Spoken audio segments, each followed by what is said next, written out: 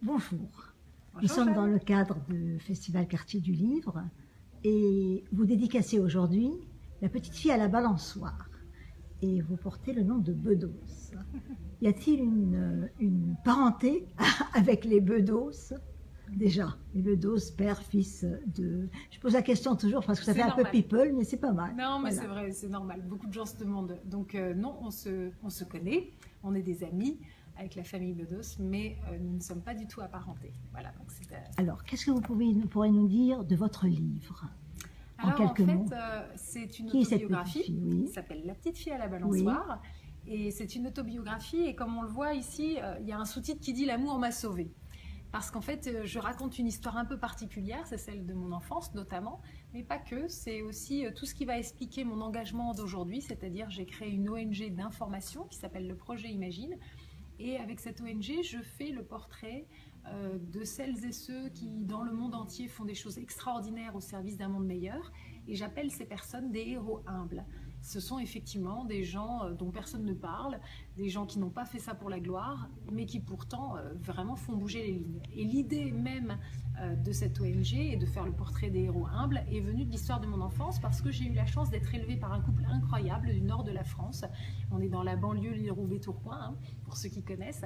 Et ces personnes au cœur incroyable ont adopté une vingtaine d'enfants venus du monde entier, tous considérés comme étant des enfants inadoptables, donc des enfants pour lesquels la société pensait qu'il n'y avait plus d'espoir.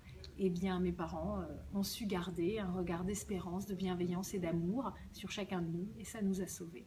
Vous êtes une fille adoptée, donc un enfant adopté? Tout à fait. En fait, moi, quand je raconte dans cette histoire, c'est un Oui. petit peu plus compliqué parce que j'ai deux mamans. Je connais ma maman biologique qui s'appelle Jeanne. Et donc, en fait, j'ai eu toute mon enfance des allers-retours entre ma maman biologique et puis mes parents adoptifs. Qui vous a choisi votre prénom? C'est ma maman biologique. Et pourquoi elle a choisi ce prénom? Alors ça, Non, pourquoi ça veut est-ce dire qu'elle a c'est votre choisi? maman biologique. Oui. Et votre fratrie est nombreuse? Mhm. Combien à peu près? Une vingtaine. Une vingtaine, Oui. c'est beau. Une vingtaine Et donc vous d'enfants. reproduisez en quelque sorte une adoption de cœur par rapport à cette ONG. C'est surtout que d'un coup, j'ai réalisé que mes parents, ce sont véritablement des héros.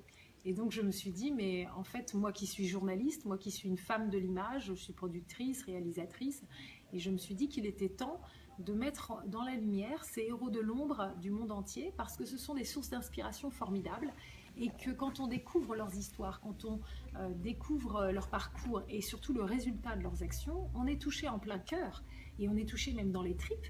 Et il y a un effet miroir très puissant. On peut s'identifier à ces hommes et ces femmes, et donc on découvre le meilleur de ce qui nous habite, et à la fin, on comprend que c'est jamais trop tard, tout est toujours possible, et c'est dans nos mains. Si on rêve d'un monde meilleur, c'est à nous de le bâtir, et de comprendre que le monde, c'est nous. Vous avez un enthousiasme qui est extraordinaire, c'est communicatif, et quelque part, il me fait rebondir un peu sur le parcours des auteurs, le parcours de certains éditeurs, parce qu'il y a des petits éditeurs aussi qui sont dans cette salle. Enfin, tout le parcours de ces gens qui sont à leur façon des héros, puisqu'ils portent le monde du livre, entre-temps, entre parenthèses aussi. Donc, ce festival, vous le voyez pour vous comment? En fait, c'est toujours intéressant de voir comment une dynamique va s'ancrer dans un territoire de façon locale. On se rend bien compte aujourd'hui, dans cet univers mondialisé, globalisé, l'individu a tendance à se perdre. Donc du coup, tout ce qui va lui permettre de s'ancrer dans son territoire lui redonne des racines. Et donc je pense que ce festival du livre qui est initié par la mairie du 5e amène cette dynamique, amène cet enracinement et permet encore une fois toujours de raviver le lien social. Parce que en fait, c'est quand même très compliqué de pouvoir vivre l'amitié, l'amour au-delà d'un certain périmètre. Après, ça devient assez virtuel. Bien sûr, il y a les réseaux sociaux, etc. Mais on a besoin de retrouver une réalité du lien social. Et donc, je pense que ce genre de festival participe à cela. Tout à l'heure, il y a une personne, donc une des personnes qui est venue pour les dédicaces, donc une visiteuse, une lectrice, qui m'a dit combien elle aimerait que toutes les mairies puissent faire la même chose, parce qu'il y a des mairies lointaines, rurales aussi. Certes, il y a des bus qui passent, mais ce n'est pas suffisant. Le livre est en train de, quelque part, déserter aussi les environs des villes.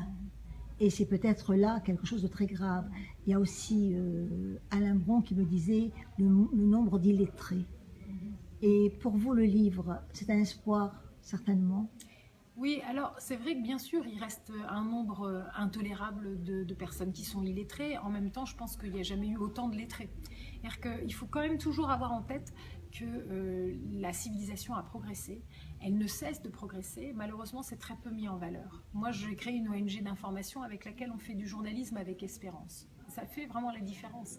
Ça veut dire que on n'est pas sur le journalisme de bonnes nouvelles ou le journalisme de bisounours. Au contraire, on regarde les problèmes bien en face. Mais il faut quand même remettre les choses en perspective parce que si on ne se rend pas compte de tout ce dont on peut se réjouir, alors on perd l'espérance. Et si on n'y croit plus, on ne peut plus se lever de son fauteuil pour agir. Alors qu'il y a urgence à agir sur plein de choses, à plein de niveaux. Et donc, je pense qu'il faut aussi se remémorer à quel point on n'a peut-être jamais été autant en sécurité que dans l'époque que nous vivons. La durée de vie s'allonge, il y a quand même beaucoup moins de gens qui meurent de faim, beaucoup moins de gens qui ont des maladies bénignes qui les font mourir. Je veux dire, on meurt beaucoup plus rarement d'une appendicite ou d'un rhume. Voilà, il faut quand même se rendre compte de tout ça. Et donc remettre un petit peu les choses en perspective. Je pense que c'est important. Il n'empêche que, bien sûr, que je comprends que plein d'autres endroits aimeraient que ce type d'initiative puisse naître. Il est sûr que c'est jamais simple de mettre en place un festival comme celui-là. Eh bien, ça demande de l'énergie, ça demande de la niaque, de la détermination, du pouvoir de conviction. Ça demande de l'argent, des moyens. Donc, ça veut dire qu'il faut réussir à convaincre pas mal de parties prenantes d'entrer dans l'aventure. Et donc, il faut des personnes très motivées pour ça. Ce que je trouve formidable à mon niveau, parce que moi je fais des interviews comme ça, comme des micro-trottoirs, c'est sur vos personnalités, d'auteurs très différents, de tout âge, de toute conviction, mais vous êtes tous pleins de ferveur. Si je devais vous dire, qu'est-ce qu'une dédicace pour vous? Parce qu'après tout, c'est ça, le mystère de la dédicace, l'émouvant de la dédicace. C'est quoi une dédicace? Alors, je pense que c'est peut-être pas la même chose pour un auteur, quelqu'un qui vraiment vit de sa plume et qui, notamment, est dans l'univers fictionnel romancé. Parce qu'il y a quelque chose de l'ordre de l'artiste qui se... voilà, c'est toujours quelque chose de très intime. Moi, je suis l'auteur d'une autobiographie, donc c'est pas quelque chose d'inventé.